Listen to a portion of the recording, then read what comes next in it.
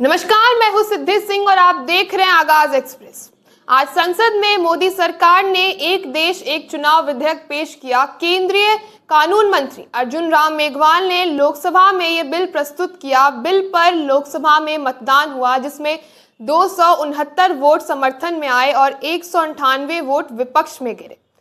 गृह मंत्री अमित शाह ने सुझाव दिया कि इस बिल को विस्तृत चर्चा के लिए संयुक्त संसदीय समिति जेपीसी को भेजा जाना चाहिए। उन्होंने कहा कि प्रधानमंत्री नरेंद्र मोदी एक राष्ट्र एक चुनाव के हर स्तर पर गहन चर्चा के पक्षधर में हैं और इसे जेपीसी को भेजने की जरूरत है। बता दें कि अमित शाह ने ये टिप्पणी तब की जब संविधान 129वां संशोधन विधेयक पर सदन में आपत्तियां दर्ज की जा रही थी। उन्होंने कहा कि जब कैबिनेट में यह विधेयक आया तब प्रधानमंत्री मोदी ने कहा कि इसे संसद की संयुक्त समिति को भेजा जाना चाहिए ताकि हर पहल पर व्यापक चर्चा हो सके। इस मुद्दे पर केंद्रीय मंत्री किरण रिजिजू ने कहा कि एक राष्ट्र एक चुनाव देश के लिए बेहद ही महत्वपूर्ण है, लेकिन कांग्रेस इसके विरोध में कोई ठोस तर्क नहीं दे पा रही है। उन्होंने कहा कि कांग्रेस इसे असंवैधानिक और संघीय ढांचे के खिलाफ बता रही है। रिजिजू ने कहा कि जब देश को आजादी मिली थी तब भी एक देश एक चुनाव लागू किया गया था। नेहरू जी के प्रधानमंत्री रहते भी ये व्यवस्था चल रही थी, तो क्या कांग्रेस ये कहना चाहती है कि नेहरू जी असंवैधानिक थे? अगर हिम्मत है तो कांग्रेस इस बात को स्पष्ट करके दिखाए।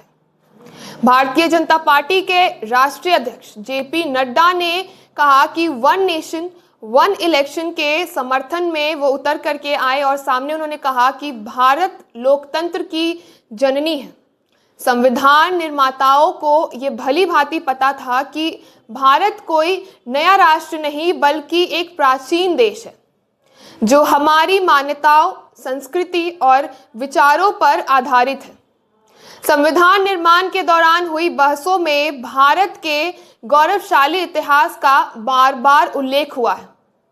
चर्चा से संविधान को मजबूती मिलती है। उन्होंने कहा कि ऋग्वेद, अथर्ववेद और अन्य प्राचीन ग्रंथों में सभा, समिति और संसद जैसे शब्दों का उल्लेख मिलता है, जो ये दर्शाता है कि बहस और विमर्श हमारी संस्कृति का हिस्सा रही है। जेपी नड्डा ने श्याम प्रसाद मुखर्जी का संदर्भ लेते हुए जवाहरलाल नेहरू पर निशाना साधा। उन्होंने कहा कि मुखर्जी की संदिग्ध परिस्थितियों में मृत्यु के बाद उनकी माता ने नेहरू को जांच की मांग की थी और उन्होंने एक चिट्ठी लिखी थी, लेकिन इस मामले को पूरे तरीके से दबा दिया गया था।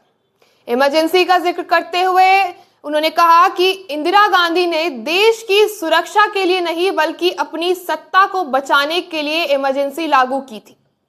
आरजेडी सांसद मीसा भारती का नाम लेते हुए जेपी नड्डा ने कहा कि इमरजेंसी के दौरान लालू यादव मीसा यानी कि maintenance of internal security act के तहत वो जेल गए थे और उसी के नाम पर उन्होंने अपनी बेटी का नाम मीसा रखा था। लेकिन अब उनकी पार्टी कांग्रेस के साथ खड़ी है और गठबंधन करने से हिचकिचाती नहीं है।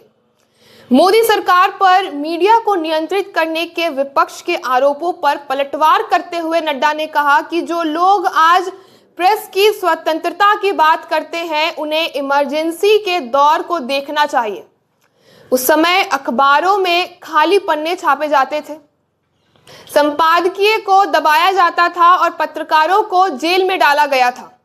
केंद्रीय मंत्री गिरिराज सिंह ने भी वन नेशन वन इलेक्शन विधेयक पर कहा कि ये कोई नया बिल नहीं है, कांग्रेस का मकसद सिर्फ मोदी का विरोध करना है। उन्होंने जीएसटी का भी विरोध किया था। पूरे देश में इस विधेयक को लोग चाहते हैं और इसे लागू करना चाहते हैं। प्रियंका गांधी पर टिप्पणी करते हुए गिरिराज सिंह ने कहा कि वो इंदिरा गांधी की पोती है, इसलिए उन्हें फिलिस्तीन और बांग्लादेश से कुछ ज्यादा ही प्रेम हो सकता है, लेकिन भारत से नहीं दिखाई देता।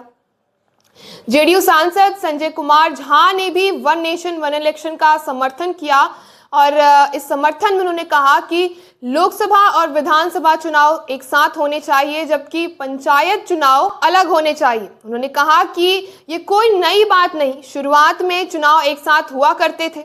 1967 से कांग्रेस द्वारा राष्ट्रपति शासन लगाने के बाद चुनाव प्रक्रिया में विसंगतियां आई और उन्होंने बार बार चुनाव से होने वाले खर्च पर भी चिंता जताई है। साथ ही में बीजेपी सांसद राजीव प्रताप रूडी ने कहा कि ये देश के लिए ऐतिहासिक दिन है। वन नेशन वन इलेक्शन एक सपना था और प्रधानमंत्री मोदी इसका एक विजन लेकर के चलते हैं और इसे साकार करना चाहते हैं। ये विधेयक लोकतंत्र को एक नई दिशा देगा और देश को एकजुट जनादेश देगा। उन्होंने इसे लोकतंत्र के लिए एक बहुत ही बड़ा कदम बताया है। आपको बता दें कि वन नेशन वन इलेक्शन पर जेपीसी के गठन के लिए लोकसभा में आज या फिर कल में प्रस्ताव पेश किए जा सकते हैं। प्रस्ताव की प्रक्रिया कुछ इस प्रकार से है कि प्रस्ताव पारित होने के बाद जेपीसी के गठन की घोषणा होगी और इसके 1-2 दिन के भीतर चेयरमैन तथा सदस्यों के नामों की जानकारी दी जाएगी। तो ऐसी तमाम खबरों के लिए जुड़े रहिए हमारे साथ और देखते रहिए आगाज एक्सप्रेस।